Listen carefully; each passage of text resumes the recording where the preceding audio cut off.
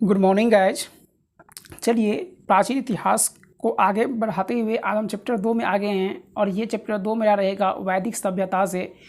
इस वैदिक सभ्यता में हम पढ़ेंगे आर्य के बारे में, वे कहाँ रह रहे थे, फिर भारत वह कैसे आ गए, भारत में आए तो सबसे पहले वह कहाँ बसे, और ये जो है वैदिक सभ्यता युग कैसे कहलाएँ, वैदिक सभ्यता जो युग थी वह कैसी युग थी, इस सब के बारे में आज हम इस वीडियो में डिटेल से जानेंगे।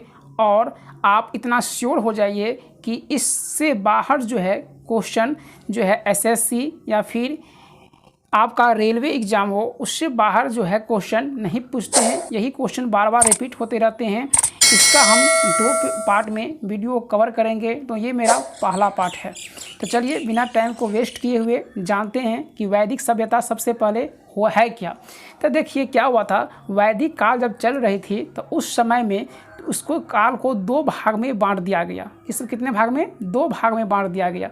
एक भाग कहलाया ऋग वैदिक काल और दूसरा भाग कहलाया उत्तर वैदिक काल। तो कभी कभी एग्जाम में आपको ऐसे पूछ लेता है कि ऋग वैदिक काल का जो माने क्या पीरियड है ये क्या है। तो इसमें टिक करना है आपको 1500 ईसा पूर्व से लेकर 1000 ईसा पूर्व के बीच का जो काल रहेगा उसे कहेंगे क्या, ऋग्वैदिक काल। और उत्तर वैदिक काल जो होता है ये क्या होता है, तो 1000 ईसा पूर्व से लेकर 600 ईसा पूर्व के बीच का जो काल कहलाता है ये क्या कहलाता है, उत्तर वैदिक काल। ये 2 बात आपको कंसेप्ट क्लियर हुआ होगा।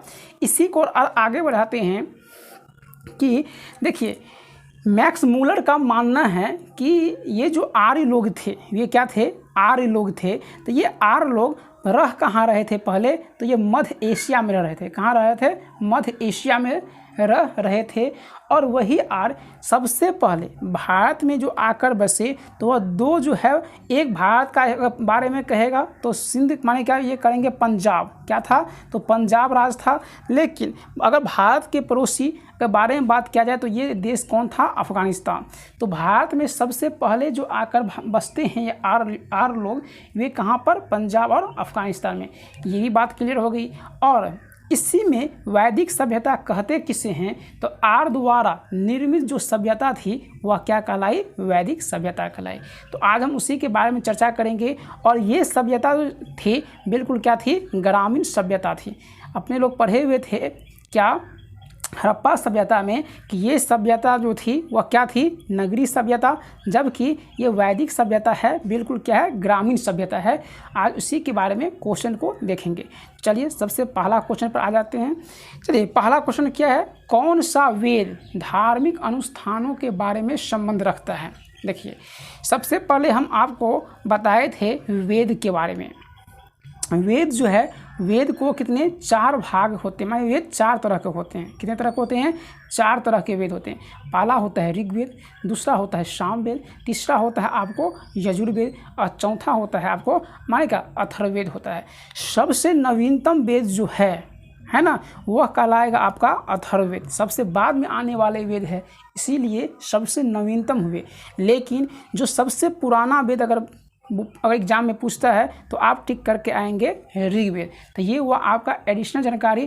क्वेश्चन के अकॉर्डिंग इसका आंसर हो जाएगा आपका क्या चीज़, यजुर्वेद। माने यजुर्वेद में जो है क्या होती है, धार्मिक अनुष्ठानों की क्या है, उससे संबंध है। तो आपको ये बात बिल्कुल अच्छी तरह से याद रखना है।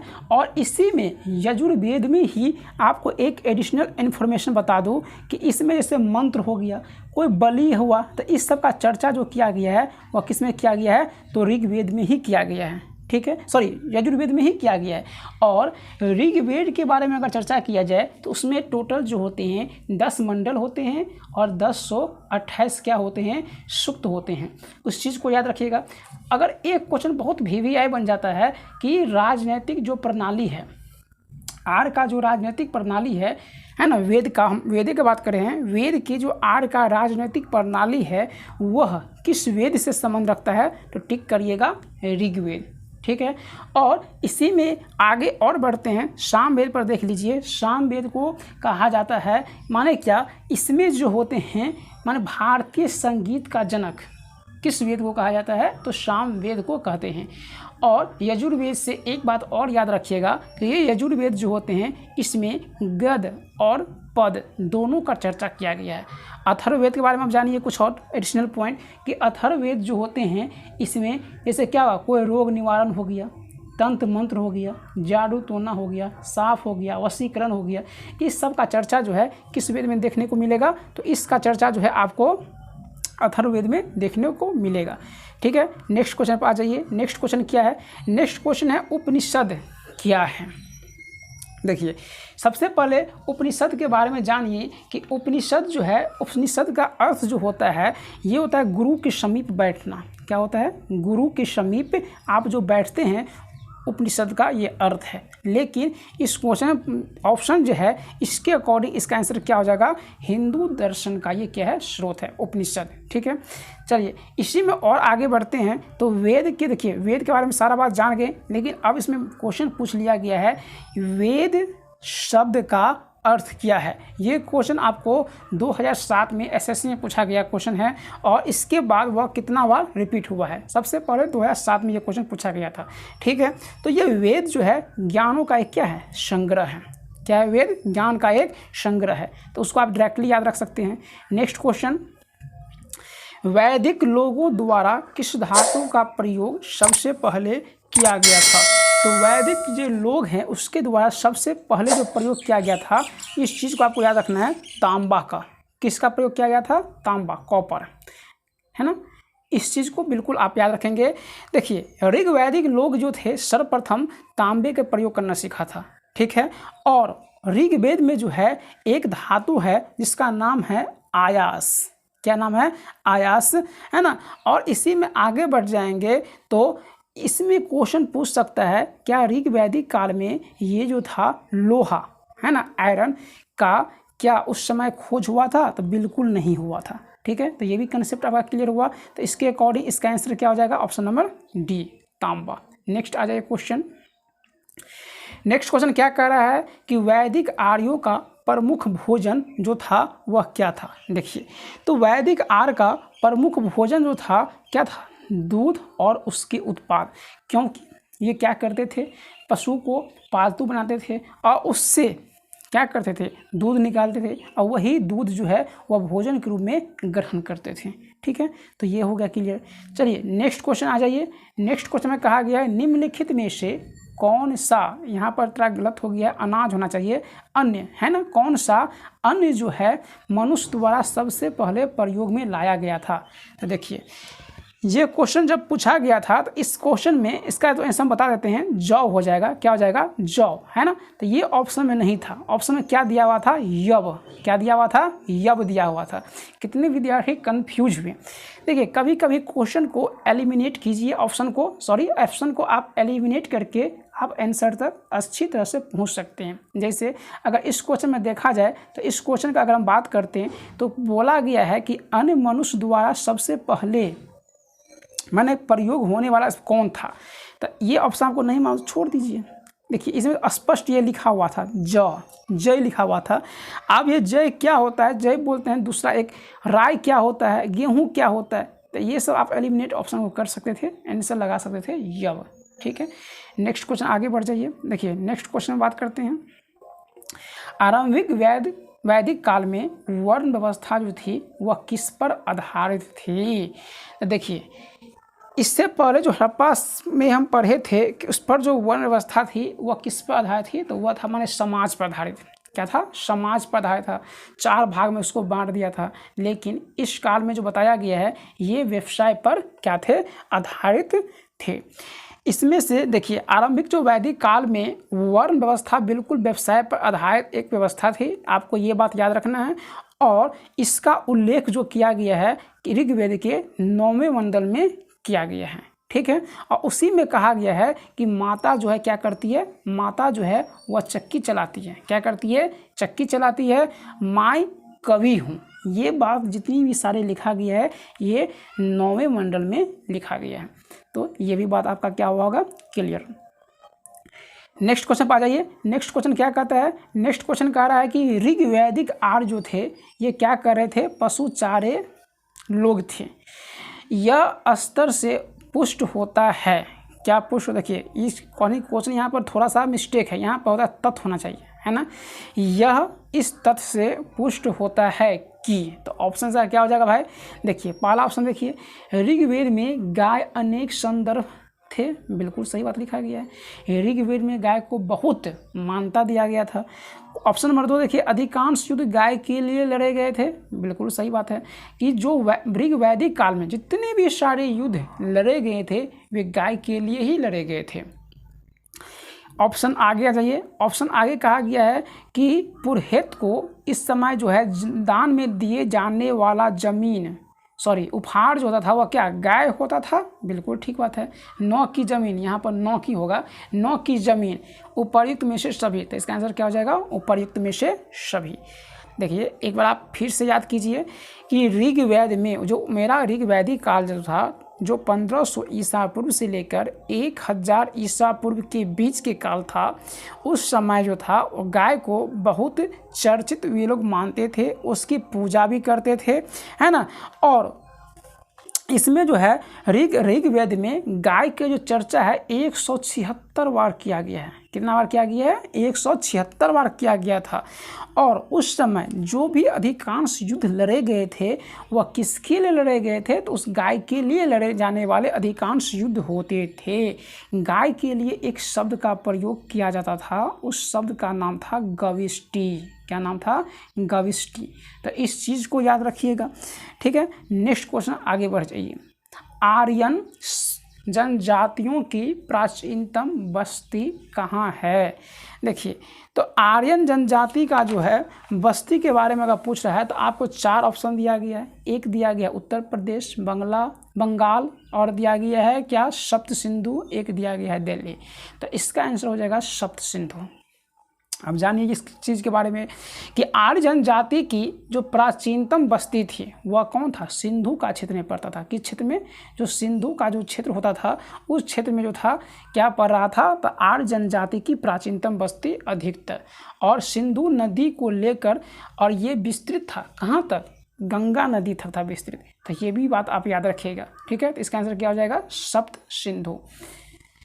चलिए नेक्स्ट क्वेश्चन पर आ जाइए भाई। 10 नंबर क्वेश्चन क्या कह रहा है कि निम्नलिखित में से कौन सी जनजाति सभा सामान्य रूप से जनजातीय सरदार यानी मुखिया के चुनाव में शामिल होती थी। देखिए यहाँ पर 4 चीज़ दिया गया है। एक दिया गया है आपको क्या चीज़, समिति। एक दिया गया है आपको सभा, गण या विधाता। तो इसमें से इसका आंसर हो जाएगा समिति। देखिए समझिए, देखिए समिति जो है ऋग्वेद में इसका चर्चा अच्छी तरह से किया गया है। इसमें तो ऋग्वेद है जो मेरा सबसे पुराना वेद है, उस वेद में समिति की चर्चा की गई है। और कितनी बार किया गया है, तो 9 बार किया गया है। कितना बार किया गया है, 9 बार। समिति को जो है विश्व अथवा जनसाधारण की आवाज़ के रूप में उस समय जाना जाता था। ये बात आपको याद रखनी है। और यह एक प्रकार की संस्था के रूप में काम करती थी, ठीक है। नेक्स्ट क्वेश्चन पर आ जाइए। नेक्स्ट क्वेश्चन क्या है, वैदिक युग में राजा अपनी जनता से एक कर वसूला करते थे। जो कर वसूला करते थे उसे क्या नाम दिया गया। देखिए अभी भी सरकार क्या करती है, टैक्स लेती है। ठीक उसी समय क्या वैदिक युग में जो थी, माने क्या ये राजा लोग जो थे कर वसूला करते थे, तो उस कर का एक अलग अलग नाम दिया करते थे हर राजा। तो उसी प्रकार से वैदिक युग में जो राजा द्वारा कर का नाम दिया गया, जो जनता से वसूलते थे, उसका नाम दिया गया बलि। क्या नाम दिया गया, बलि नाम दिया गया। और इसी में और आगे बढ़ते हैं, और जो उसको संग्रहित करते थे, माने का वसूलने का काम करते थे, तो उस अधिकारी को क्या कहा गया, भागदुग। क्या कहा गया, भागदुग कहा गया, ठीक है। और जो ये कर को वसूल कर लाते थे और जहाँ पर उसको रखते थे उसे कहते हैं कोष। तो उसके जो कोषा माने क्या, जहाँ पर संग्रह करके रखा जाता था तो उसे कहा जाता था उस अधिकारी को कोषाध्यक्ष। कोषाध्यक्ष के रूप में जानते थे। तो ये भी पॉइंट आपको क्लियर हो गया होगा अच्छी तरह से। देखिए दोस्त, अगर आपको ये वीडियो पसंद आ रही है तो इस वीडियो को आप लाइक कीजिए, सब्सक्राइब कीजिए और अपने दोस्तों के बीच शेयर करना मत भूलिए, ठीक है। चलिए क्वेश्चन नंबर 12, प्रसिद्ध गायत्री मंत्र जो है कहाँ से लिया गया है। देखिए गायत्री मंत्र की जो चर्चा है सबसे पहले ये जो है ऋग्वेद में किया गया है। किस वेद में किया गया है, इससे तो आप याद रखिए, गायत्री मंत्र की जो चर्चा है ऋग्वेद में किया गया है। और दूसरी बात, इस क्वेश्चन के अकॉर्डिंग जो है आंसर क्या आ जाएगा, तो सी है, ऑप्शन सी नीचे देखिए आ जाएगी, नीचे देखिए नीचे ये ऑप्शन हो जाएगा, सॉरी डी में लिखा हुआ है, तो क्या आ जाएगा ऋग्वेद में। और प्रसिद्ध जो गायत्री मंत्र है उसका उल्लेख जो है किस मंडल में किया गया है, कभी कभी ऐसे भी क्वेश्चन एग्जाम में पूछ लिए जाते हैं। तो ये जो है ऋग्वेद की जो चर्चा है तीसरा मंडल में किया गया है, जिसमें सूर्य देवता जो है सावित्री को समर्पित है। ये किसको समर्पित है, सूर्य देवता सावित्री को समर्पित है। एक क्वेश्चन और पूछेगा नवमा मंडल से, तो नवमे मंडल में जो है सोम देवता का उल्लेख किया गया है। किसका उल्लेख किया गया है, सोम देवता का। याद रखिए तीसरे मंडल में गायत्री मंत्र का उल्लेख किया गया है, नौवें मंडल में सोम देवता का उल्लेख किया गया। और एक 8वां मंडल है, तो उस 8वें मंडल में जो है किसका उल्लेख किया गया है, खील का। किसका, खील। खील शब्द का जो है इसमें प्रयोग किया गया है। ये होता क्या था, तो हाथ से जो माने क्या, कोई चीज़ हम रचना जो करते थे हाथ से लिखित जो होता था उसे कहते थे खील, जिसका उल्लेख जो है 8वें मंडल में किया गया है। एक और मंडल बच गया, उसको भी बता देते हैं। एक बच गया 10वां मंडल। ये बहुत भी है क्वेश्चन है, ये तो कितने बार एग्जाम में पूछा गया है कि 10वें मंडल में जो है पुरुष युक्त का नाम आपने सुना होगा। तो इस पुरुष युक्त की जो चर्चा है वो किस में है, तो 10वें मंडल में। इसी मंडल में समाज की जो है बटा हुआ था, ये वर्ण पर बट गया था, ठीक है। जिसमें जो था कौन कौन लोग आए थे, तो ब्राह्मण, ठीक है, जिसका जन्म मुख से होता था, क्षत्रिय जिसका जन्म किससे, भुजा से, वैश्य जिसका जनांग से, और एक माने का क्षुद्र होते थे जिसका अर्थ किससे, तो चरणों से इसका उत्पन्न हुआ था। तो इतने सारे जो है एडिशनल पॉइंट आप याद करके रखेंगे। देखिए ये क्वेश्चन, देखिए ये क्वेश्चन दिया गया है सत्यमेव जयते जो है ये कहाँ से लिया गया है, ये भारतीय का क्या है, प्रतीक है। तो ये लिया गया है आपको मुंडकोपनिषद से। कहाँ से लिया गया है, तो मुंडकोपनिषद से ये लिया गया है। और इसमें जो है इसका बताया गया है सत्य का ही क्या होती है, विजय होती है। कभी कभी क्वेश्चन अगर ऐसे पूछ लिया जाए कि सत्यमेव जयते जो है इसका अर्थ क्या होता है, तो सत्य की ही सदा क्या होती है, विजय होती है, ऐसा बात उसमें कहा गया है या लिखा गया है। चलिए क्वेश्चन नंबर 14 पर आ जाइए। ये 14 नंबर क्वेश्चन देख लीजिए। निम्नलिखित में से किस विदुषी का अर्थ है विद्वान ने वाद विवाद में अजय याज्ञवल्क्य को चुनौती दिया था, तो उसका नाम था गार्गी। क्या नाम था, गार्गी, ठीक है। आप जानिए ये जो था मैंने गार्गी को चुनौती दिया था, और उसमें जो है संवाद के बारे में बताया गया है। और उस चीज़ का उल्लेख जो है आपको जिस उपनिषद में देखने को मिलता है उसका नाम है